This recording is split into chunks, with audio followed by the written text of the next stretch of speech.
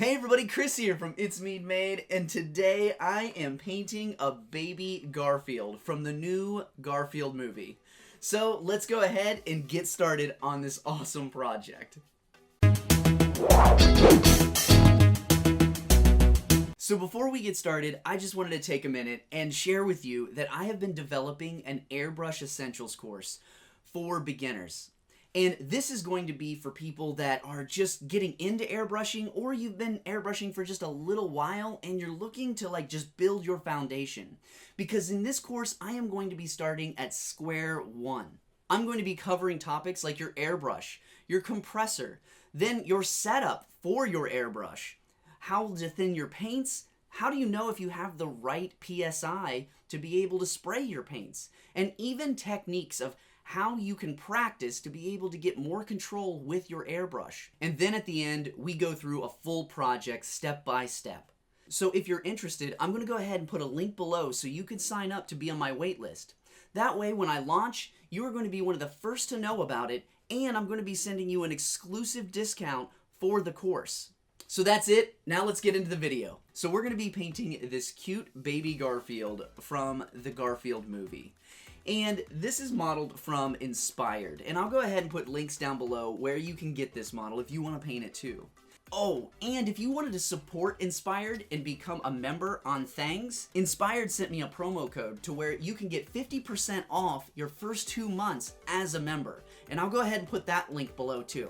When I saw this model, I was like, oh my goodness, I have to paint it because I'm also looking forward to seeing the movie. Now, this model really didn't take a whole lot, but I was trying some different techniques and I was using a new airbrush that I've never used. And it was just really fun. So let's go ahead and just get started with this video. So before we even get started, I usually get asked about my settings from someone. So I've got my 3D printing and paint logbook here. So if you're curious of what my settings are, here it is. I was using my FLSUN V400, and it is printed at a 0.2 millimeter layer height. And one of the biggest things worth mentioning, I was printing this at a 400 millimeter a second rate.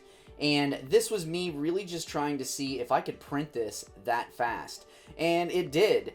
Now, there are some layer lines that you can see on the model, but it's not that big of a deal to me because from a distance, you don't even see them. So through the video, you might see some of those layer lines, and that's probably why. If I slowed this down just a little bit, it would have probably turned out gorgeous because on that printer, for the slower prints that I've done so far, they have really turned out beautiful.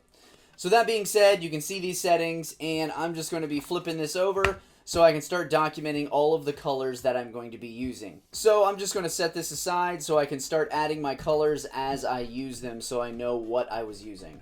Alright, so what I'm going to be doing is I already have my Garfield and he's all primed and ready. And I've primed him with gray, then I also primed him with a white coat. Now, the big thing here is I want to have like a darker undercoat because of the images that I've seen. It's really in shadow. First, I've got to mix up my colors. Now, the first thing I really need to do is get my darker undertones because that's what I want to lay down first. Then I'm going to apply my lighter tones on top of that. And what I'm going to be doing is I am going to be using this orange flame because it's a really bright orange. But then I'm going to be adding this real brown to it. And I'm going to be mixing this up really good. Then I'm going to thin it with my distilled water. And then we'll test the viscosity of it to see at what PSI I need to be running this at. So here we go. All I'm going to be doing is just putting this in here and squirting a hefty amount in because this is a big model. And then just a little bit of this brown. Now all I'm going to do is stir this up real good to get myself a darker orange.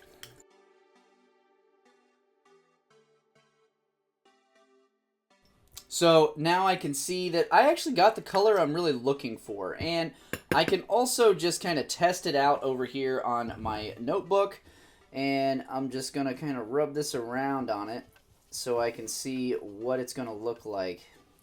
And I sometimes just kind of go like this too, just so I can spread it out a little more and see what it's going to look like.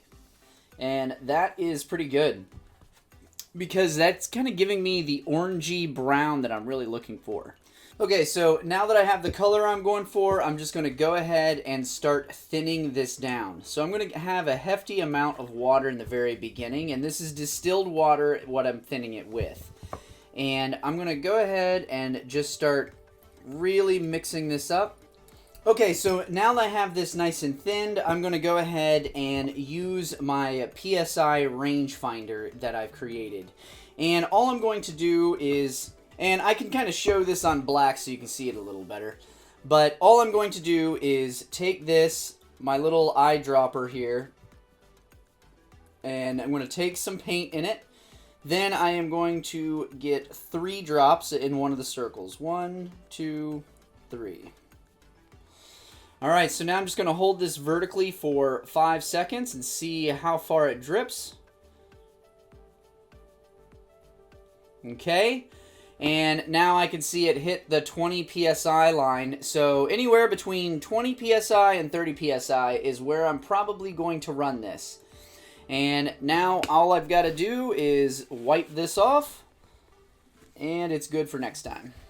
And the airbrush that I'm going to be using is this Gaahleri Advanced GHAD 68. And this is a really amazing airbrush just because it lays down the paint. Because this model is really big, and for this first base coat, I'm going to need a really good spray. So this is a 0.5 needle in here, and this is really going to just go through this paint. So let's go ahead, jump over to the spray booth so we can start getting Garfield's undercoat done.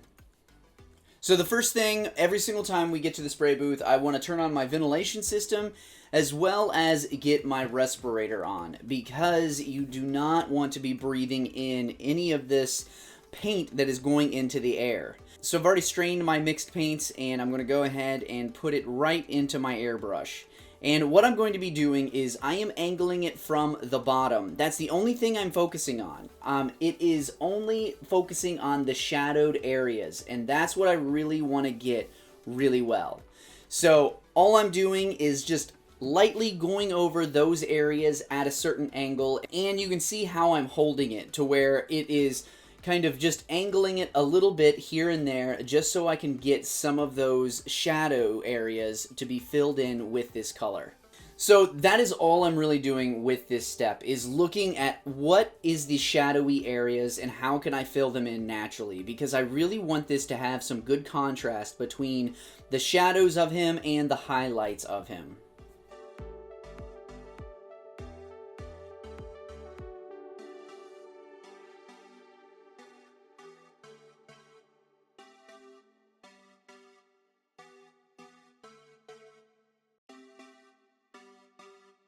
So what we're going to do now is I am going to get the brighter orange, and we're going to focus on that as our highlight. And I was also going in and getting some of the darker areas with the ears and where I think there's going to be a little more shadowing. And you can see, like, I got a little bit of a spurt right there, and I just wiped it off. But that's going to be just fine, because it's going to all be covered up with this orange.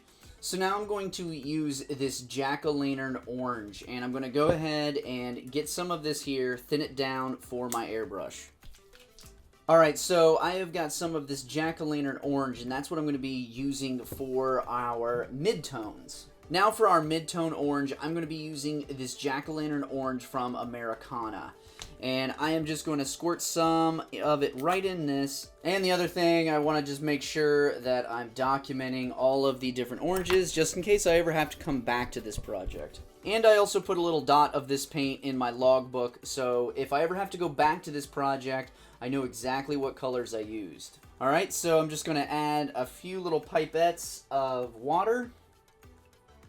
There we go.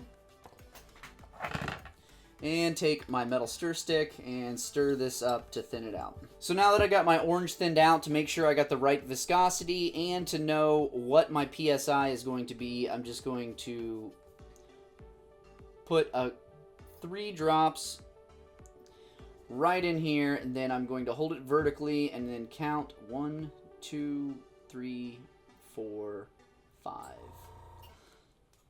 Okay, so then I just look here, it's about in between 20 and 25 PSI.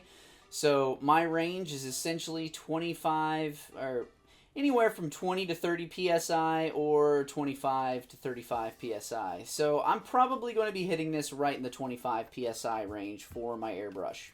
And all I've got to do is just wipe this off, and it'll be good for next time. So we're ready to move this orange over to the airbrush and get this going. So I already strained my paint and it's ready to go directly into my airbrush. Now, basically, the only things that I'm really focusing on at this point for this is all of the white. Because when I am completely done here, I really want to have a completely orange Garfield. And only having two tones. I'm going to have the dark undertones that we previously just sprayed, and now I'm spraying everything else. And I'm really going to try to get a nice gradient in certain areas to be able to get those transitions from light to dark. But another thing to keep in mind, this is just the mid-tones, because I'm also going to go to a little brighter of an orange for those extra highlights, but I'm going to be using that very sparingly. So you can see what I'm doing is I'm just basically going all around, and I'm kind of going from just the opposite angle. Now I'm going everything from the top. That way I can get all of this orange on there. So now that we have our shadows and our midtones, now I'm going to work on my highlights. And what I'm actually going to be using is this golden high flow acrylic paint. And my friend Corpsey actually got me these paints to try out because he just wanted me to be using some good paints. And I've been testing these out, and they are phenomenal in an airbrush just because of the pigment, and the flow is just awesome. So I am going to be using my Gaahleri Ace Airbrush for this, because now I'm going to go with a smaller needle size because I'm going to be using this very sparingly, and I'm just going to be layering some of the top highlighted points of Garfield. So let's jump back over to the spray booth and start spraying these highlights with this paint. So let's jump back over the spray booth so I can try out some of this golden high flow acrylic.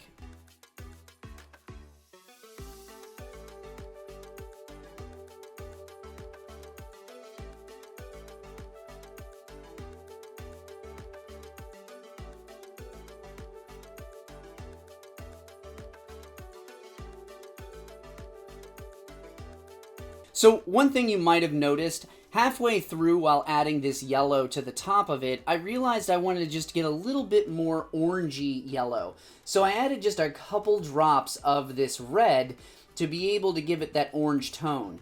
And it worked out really well. But that was the thing that I kind of wanted to do halfway through. So I just thought it was worth mentioning, and I wanted to say it while I was documenting what paints I was using.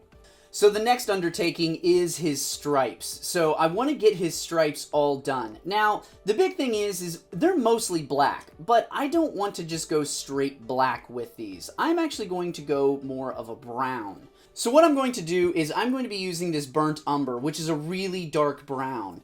Then I'm going to add just a few drops of black to it and mix this up and get it ready for my airbrush. So I've added a good amount of this brown, and now I'm just going to add just a tiny bit of this black.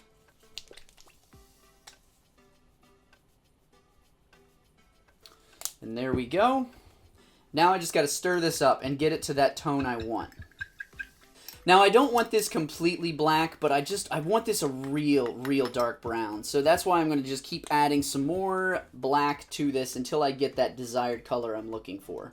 And there we go. So that is really good for me right now. So now I am ready to start thinning this down. So I'm just going to add a few pipettes of water in this.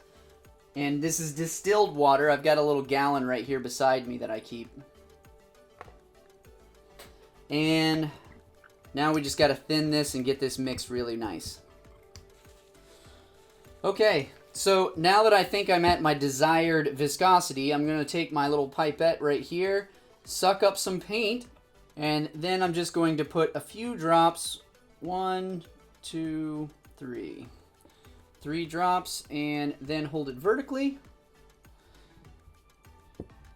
3, 4, 5. So this definitely is not as thick as I want it, so now I got to add just a little bit more water to it. So now that I got a little bit thinner, I'm ready to try this out again, and I kind of cleaned out my pipettes for some of that paint, and just gonna need a little bit here and get 3 drops. 1, 2, 3. And then I just gotta hold it vertical to see what I think my PSI should be. 4, 5. Okay, there we go.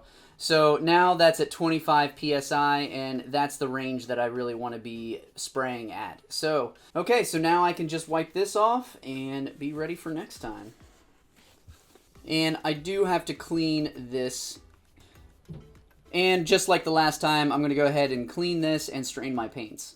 So now that I've used my rangefinder, I know what PSI I want to be at, and I've also strained my paints and cleaned all of my stuff up. Now, the other thing that I'm really excited for is Gaahleri just sent me this Mobius Airbrush, and this is like their high-tier airbrushes. And apparently this should be really similar to using like a Harder & Steinbeck. And I have a Harder & Steinbeck, and I absolutely love it. Now, I'm really excited to use this because I love Gaahleri Airbrushes, and the other two that we've already used in this video were Gaahleri Airbrushes, and I can expect good things out of this. So let's throw some paint in this brand new airbrush and see how it performs.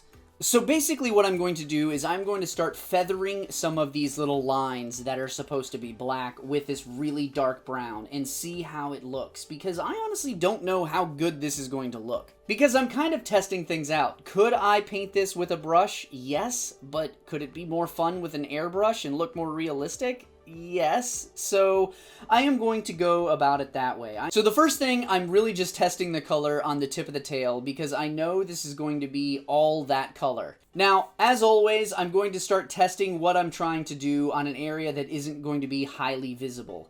And all I'm trying to do is just get some really focused areas right on the tip of that and then just fade it out. And we'll see how this goes.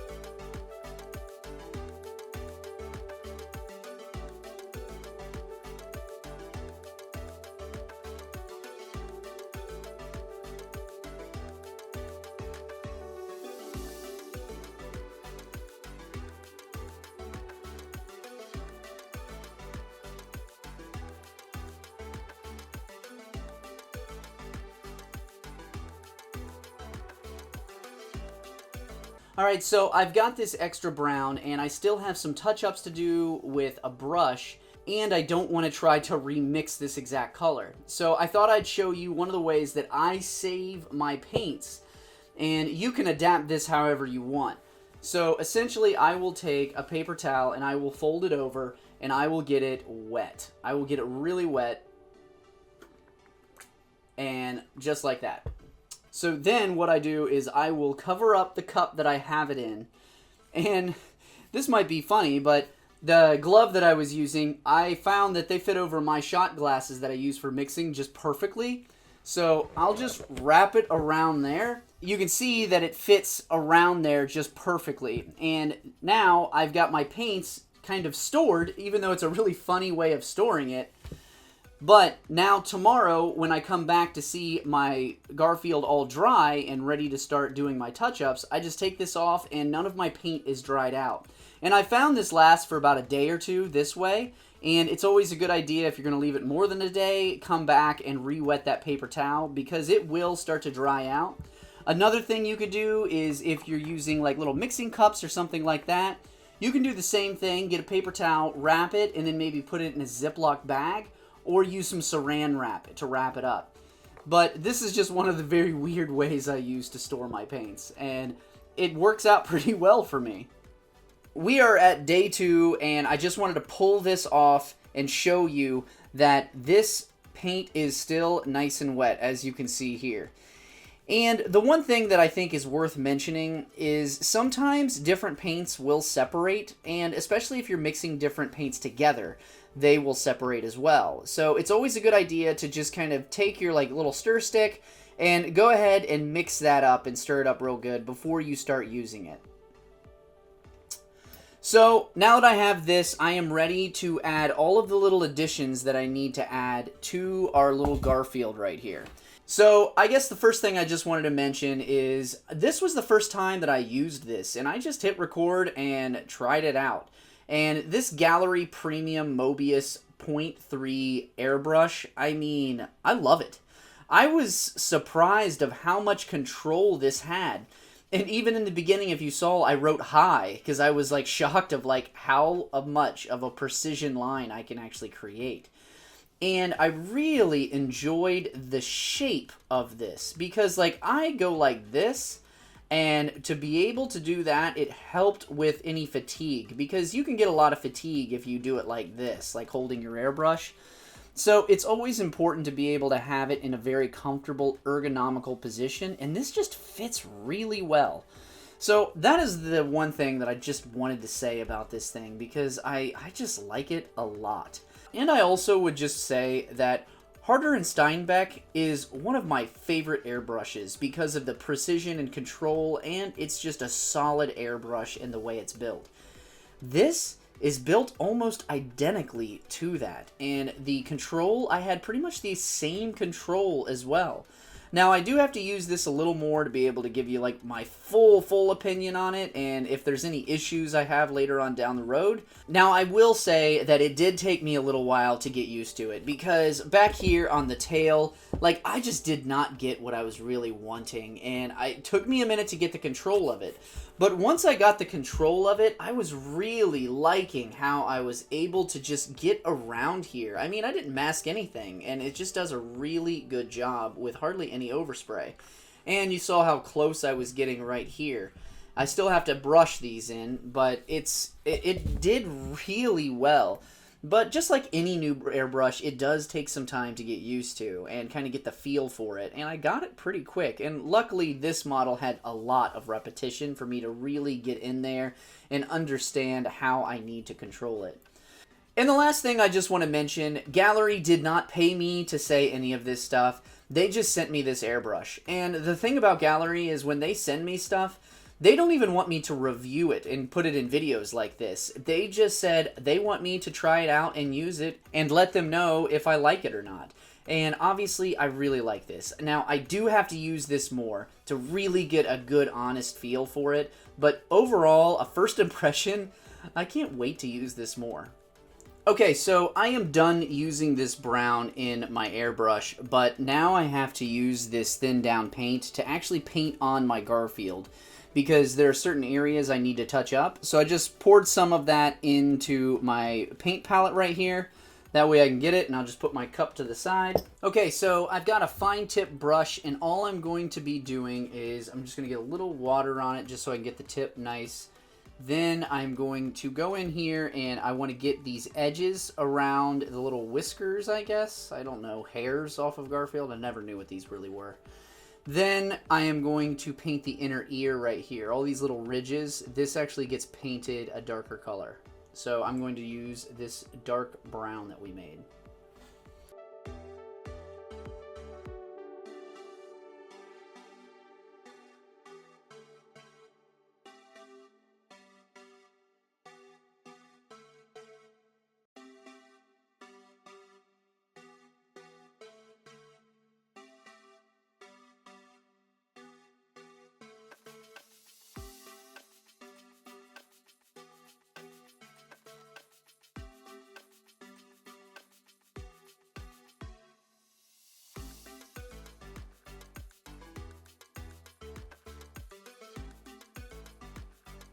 Alright, so I've got his whiskers all painted up really nicely. The only thing that stinks when you're dealing with such a thin down paint, it takes multiple coats, even when you're dealing with a darker pigment. Alright, so the next thing I've got to do is his eyes, and then also his little snout right here, but I've got a lot of orange, and the colors that I'm going to be laying down are super light. So this is going to be white, this is going to be a very light pink, and then this is going to be like a yellowish color. So what I want to do is I am going to paint all of the eyes in this gray first. It's a pale gray from Folk Art. And the reason why I'm going to paint it gray first is because I can get a lot more coverage over top of this orange instead of doing a dozen different coats of white on here. So I'm going to go ahead and first go with this pale gray to kind of cover up the orange first. And I'm also not going to be worrying about getting it near this line, because the line around his eyes is probably going to be one of the very last things I do, just so if I splash a little paint on here, I'm not worried about it. So that's the big thing, is just understanding your layering. You want to layer your paints to where you're not having to do edges against edges all the time. So if I got the orange on here, that's fine. Then if I paint this gray and I get it on this edge, that's going to be fine too, because I'm going to cover it up with black. So I'm going to go ahead and put a little bit in my paint palette. Then I'm going to just add a little bit of water, and I've got my distilled water right here beside me, and I'm just going to put a few drops in there to thin it down. And I'm going to use this nice flat brush because I'm going to be able to get a lot more coverage with it. So I'm just going to stir this up. And the reason for me thinning this paint down with some distilled water is when you thin down your paints just a little bit, you won't get as many paint streaks. And I don't want to see all of my brush strokes on these eyes. So doing it this way, I'm going to be able to really get some nice even coverage on the eyes with this gray.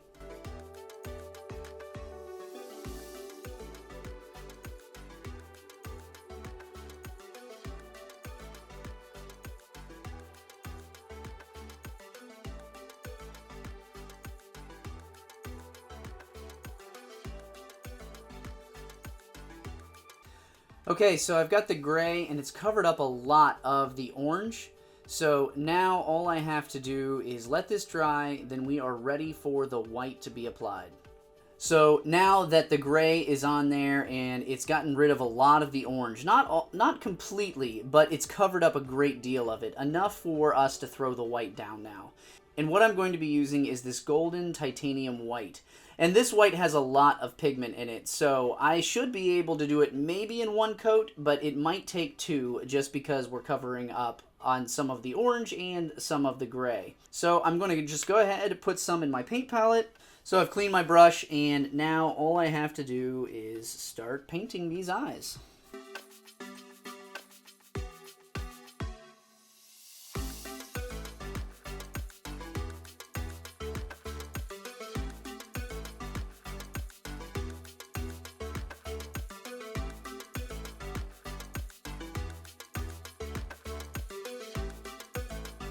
Alright, so I've got my first coat all done and it's already dry. So now what I'm going to do is go ahead and apply my second coat. Because the first coat did a pretty decent job, but you can still see some of that color just kind of showing through. And I want this completely white. So I'm just going to keep going here and get our second coat down.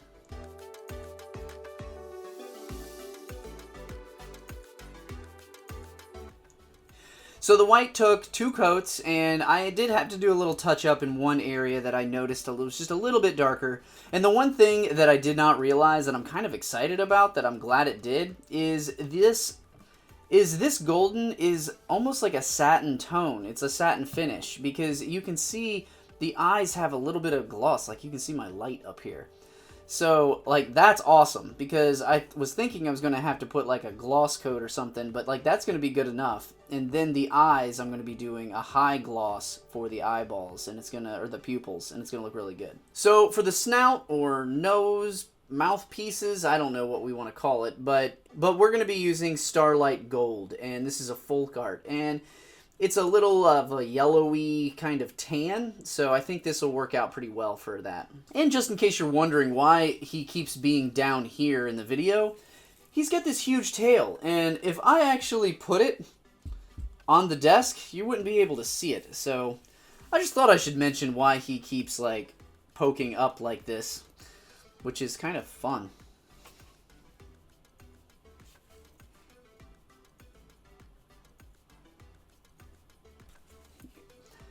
And I digress.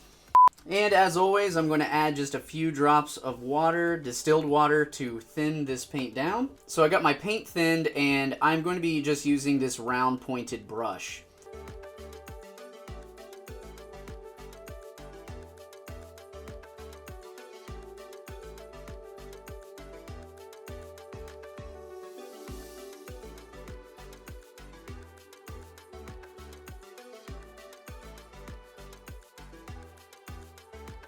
So I have the little snout painted now, and it turned out really nice. And the next thing is the nose. And the nose, I've actually decided to use this pink eraser and make it really bright, because in the video, because in the trailer, the nose was really bright pink. So I'm going to make this just as bright pink, and I think this will do the trick. So I added a little bit here and just a couple drops of water to thin it out. And I'm going to be using the same round point brush.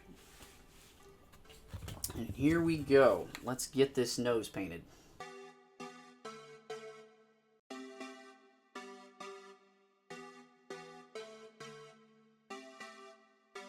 Okay, so I've got his nose all done. It was a little hard to keep it on camera because it's just so awkward to do at my desk. So the next thing I have to do is paint his paws, and honestly his paws are just as bright pink. So I'm going to go ahead and use this same pink to get his paws, and this might be difficult to get on camera, but we're going to try.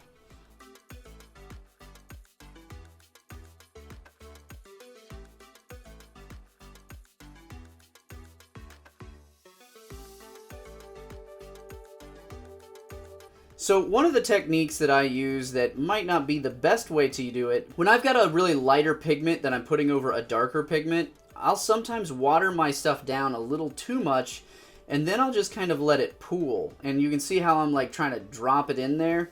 So I'm not really brushing it, I'm more of just dabbing in a nice layer of paint. And if doing it this way, you definitely don't see brush strokes, but you got to make sure that you keep it consistently standing in the position that you had it in. Because if not, it sometimes can drip or run. So what I'm going to do is probably set this up in a certain way to where when I'm done, I can just let it sit and then completely air dry, so it'll give me a nice even coat when it comes to these little paws. And now I've got them all done, and they stand out really well. It's kind of cool looking. So I'm going to let this dry. So I'm going to go set this over in my paint booth where I can kind of prop it up safely.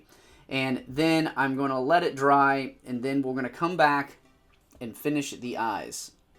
Alright, so I've got the paws all done, and in typical fashion, I got caught up in one thing and forgot to do another.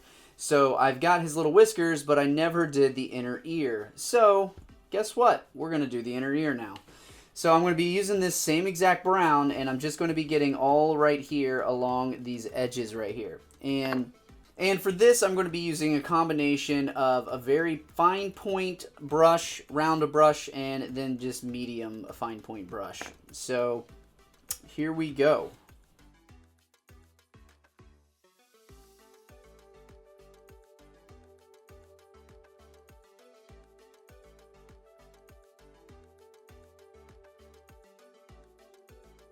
Alright, so there was the first ear, and I honestly never switched to my bigger brush just because the space between those lines were so small. I just went ahead and just kept painting with this one. But this one has a little bit bigger of areas here, so I might switch off.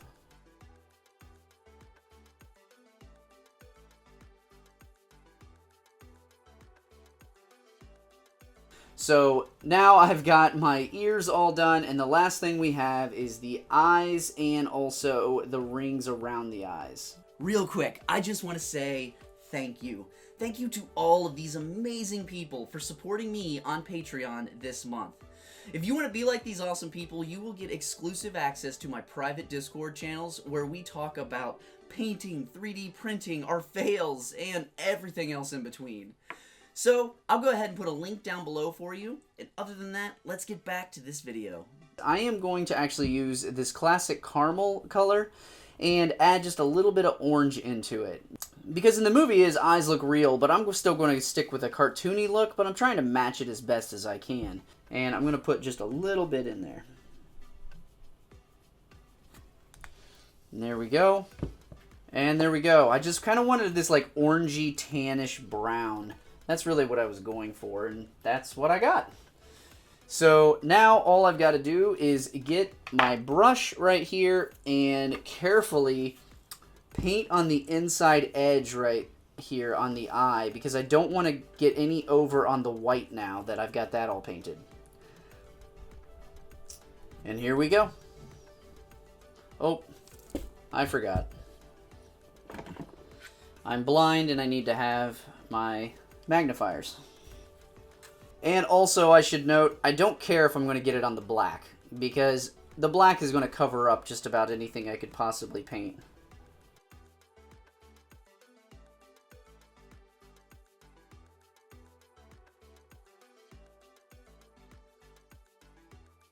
So one of the things I forgot to do was thin down my paint, so I went ahead and thinned that down. That way it will not leave as many brush strokes. Today is just not my day. I mean, I forget the ears, now I forget this.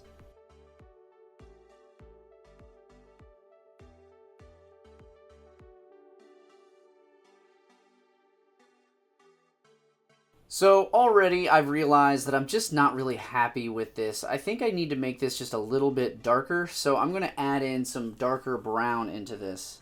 So I'm going to go ahead and add some of this coffee bean, because it's not a super dark brown, but it is a darker brown.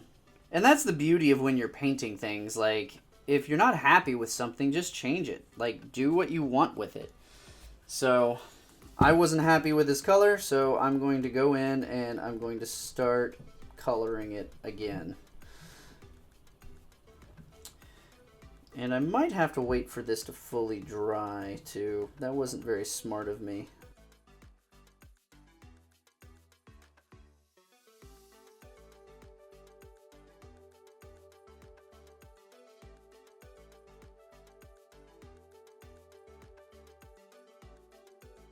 Alright, so I have the irises all done, and while that's drying, I'm going to move on to the outline of his eyes. So I'm going to do the outline of the eyes in just this plain black, because it's always like really dark outline, and I just want to have it in black to really make the eyes just pop. So I'm going to go ahead and I will just add some of this into my paint tray. And I'm just adding some distilled water, as always, just to thin this down a bit. Alright, so I'm going to take my fine point brush, and now I am just going to go through here and really take my time on this edging and go all the way around.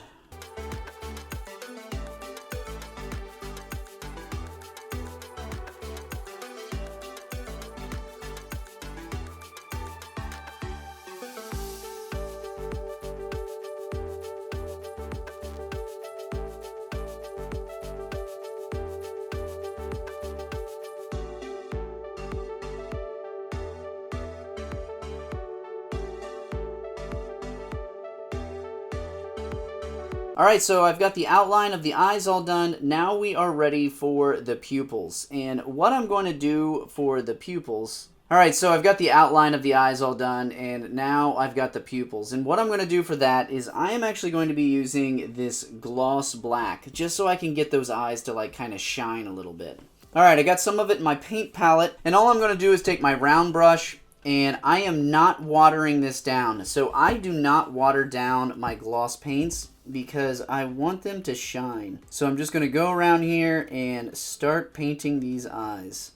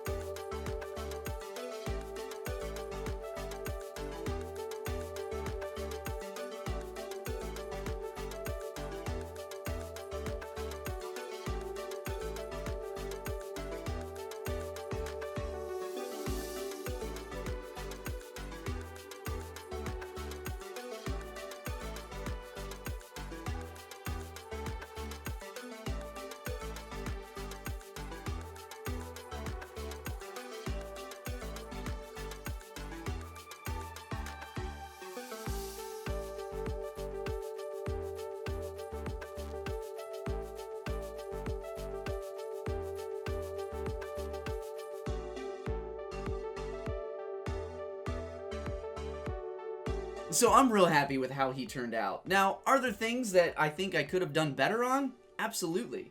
And are there things that, you know, I would have changed if I've done it again? 100%. And that's the thing, when we're painting 3D prints, that is going to happen to us all the time. Because, like, I wasn't fully comfortable with my new airbrush yet, and I got better at it, but it just took practice. And that's the thing, it's like, over time, especially if you get new tools, don't expect the most perfect results every single time, because you're learning a new tool, and it takes a while. But I'm proud of this, because I think he just looks really good overall. And not a lot of people are going to be like, yeah, right here, I don't think you did a very good job on that spot. They're going to be looking at it on a shelf, and it's going to look great. So just keep that in mind. Don't beat yourself up on every single paint job you do. Like, I've been painting for quite a while, and I still mess things up, but I don't care, because I'm learning all the time, because there might be a new technique that I stumble upon from a mess up. So I think the big thing that I just want to keep driving home is you're always learning, and you're always going to be improving yourself, and just learn from your mistakes. So I hope you've enjoyed this video, and I also hope you have a great day. And I'll go ahead and I'll see you in this video right here.